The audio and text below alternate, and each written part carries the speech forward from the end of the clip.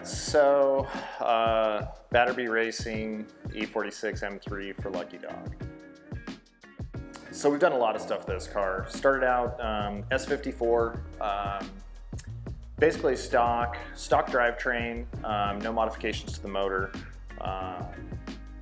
We had taken it out for testing while we were waiting for some internal parts, the bearings, the rod bolts, all the stuff we do to these to make them reliable. Got a good test day in, checked out the chassis, the brakes, transmission, all the other stuff that you would be concerned about in the car, because it was a new car to us to come into the fleet for us to service. And so all that was good. Testing went well.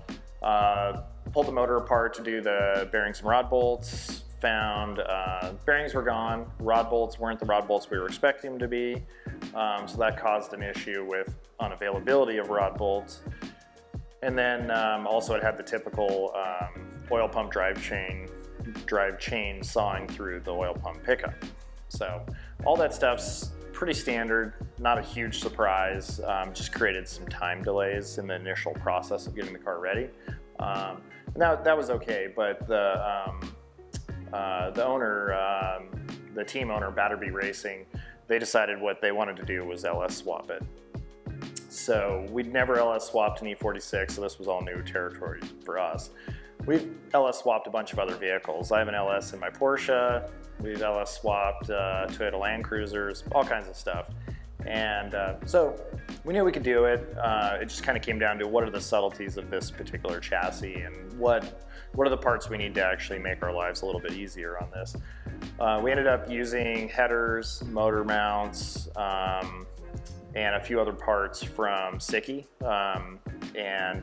They do a lot of drift stuff. They do a lot of conversion kits for different cars. So they had the parts for this. So that enabled us to fast track some of the big parts of the installation.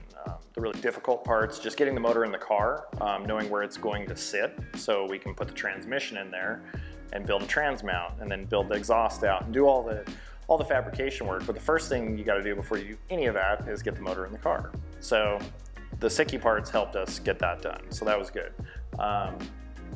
So we got those in, fabricated the exhaust. We used a Tremec TKX transmission, which is it's a lightweight, 600 foot-pound capable 5-speed transmission. This motor has 430 horsepower, about 450 foot-pounds of torque. So the 5-speed's no problem in terms of gear spread. We don't need a close ratio. We don't need a 6-speed in this car. It's going to be in 3rd and 4th gear pretty much all the time. It's like a tractor. It has so much torque. So nice thing about that combination as well is that it saves almost 100 pounds there's about 90 pound weight savings in the LS motor because we're using a full aluminum LS. And then the transmission itself is about 10 pounds lighter than the 6-speed that comes in the car. So those are all benefits. Curb weight on the car with fluids and everything in it is going to be about 2,700 pounds. So fairly light. Good power. Good power to weight ratio. One of the big advantages obviously in this is going to be that it has a lot of horsepower. It has a lot of grunt, should be pretty easy to drive. With the ECU we'll detune it quite a bit, so it's not, because we're running a 200 treadwear tire and 285 is the biggest tire we can get on this car. And that's due to tire size limitations, not the chassis of the car. Because of that size limitation, we can't put that much power to the ground. So we're going to power limit the motor quite a bit. But it should make for a quick car in the Lucky Dog series. In fact, it's probably way too fast for the Lucky Dog series. There are cars that can super dog that have half the power this car has. So having 430 horsepower and 450 foot-pounds of torque is definitely overkill. So that's actually, I think that's kind of a downside to the swap. The upsides are it's lightweight, and I think one of the big upsides for this swap is that reliability and cost of maintenance. If you run the full series, you put 200 hours on your motor every season. typically we would rebuild a motor quite a bit sooner than that, but if your motor makes 430 horsepower and you detune it to 350, and you lower the rev limiter, and you're just generally really nice to it, rather than our S54s, we take them to 8,200 RPMs on every shift. So they live a much harder life, and they make quite a bit less power, but the mean time between failures is lower in that scenario. So the LS gives you a platform that hopefully will be a cost per hour will be quite a bit lower to run this car in the series. So that's the goal with that. It's not to make a crazy fast car, because they really can't be any fast. That car with the stock motor in will super dog and is plenty fast. This is more for reliability and cost of maintenance long term. Rear end is stock. We have a carbon fiber drive line from Drive Shaft Shop in there. It uses a slip yoke in the TKX transmission and an adapter on the stock differential in the back. And so it's a one piece instead of a two piece like the factory setup. So brakes are a Brembo Race Series caliper, two piece rotor, 380mm front, 365mm back. So really good brakes for the car. Tev's Mark 60 ABS system, which is tied into the AIM PDM, so all that data is data logged in there. Moton triple suspension, and all the bells and whistles for chassis reinforcement. We did a full cage in it, say-belt seat, say-belt harnesses, say-belt nets, and I think that pretty much rounds out the car. Apex, forged wheels. And then of course the LS motor and all the ancillaries to go with that. We did an electric power steering system, which we really like on the race cars. It simplifies the belt system. So the belt in this car only drives the water pump and the alternator. So it's super simple. The power steering pump, it's nice because you can turn the ignition on without turning the motor on in the trailer, and you still have power steering. So it's easy to move the car around even though the motor's not running. So there's some benefits to that. Overall, it's a pretty solid build. We didn't cut any corners on anything. The one thing we are going to need to do is a fuel cell. This has stock fuel tanks, so we're not going to make 2 hours on this, but this is its maiden season, so we just need to get the car out there, get some data on it, and find out how many gallons per hour we're burning, and then we'll know how big of a fuel tank to put in there.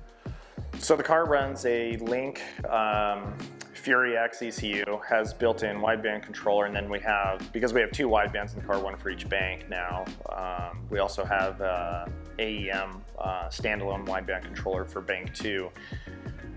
So that gives us really good data for all that stuff. The nice thing with this ECU compared to like running a factory ECU is the factory ECU will make all the power and do the things, and that's all just fine, and we can tune that. The Link ECU gives us the ability to put in a potentiometer on the dash so we can change the power output of the car on the fly. That's important for a couple reasons, because this car is part of a rental fleet and it's going to have new drivers in it potentially every time it goes out. We can detune the car, take a bunch of power out of it, make it a lot easier to drive so somebody can get used to the chassis, get used to the track, and then as they get more experience in the car and feel more comfortable, they can turn the power up. Also, in that same vein, if it starts raining and you have 430 horsepower and a lightweight car with a ton of torque, you want to be able to put it in rain mode, turn the power way down, and that takes some of the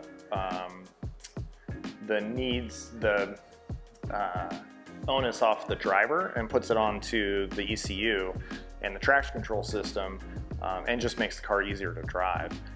And I think anybody who has spent any time on the track and driven a variety of cars, from stuff like Miatas that are super user-friendly and rewarding to drive, maybe not the fastest thing out there, but they give you a lot of good feedback, and they don't have a lot of bad manners, to, well, my Porsche that has 500 plus horsepower and really good suspension and a lot of good stuff in it, but what I like to tell people is I feel like it tries to murder me at the track every time I take it out.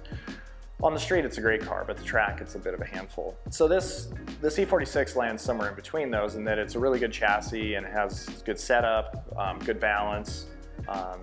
The BMW chassis in general give you a lot of feedback and make them pretty easy to drive, but none of them have this much power typically. So we bring these systems in to make the driver's job easier, because you don't want a car that is extremely difficult to drive if you're going to be putting different drivers in it every weekend. So the Link ECU really helps with that. And we can put a push to pass button on the steering wheel. So if you want all the power for 10 seconds so you can get around somebody on a straightaway and then go back to rain mode, that's fine. You just press the button and you have it. And if you don't ever press the button, well, that's fine. You just use whatever power mode you're in. So the ECU gives a lot of advantages. It's not that it makes more power, it gives us a lot more flexibility. And so that really helps in this application.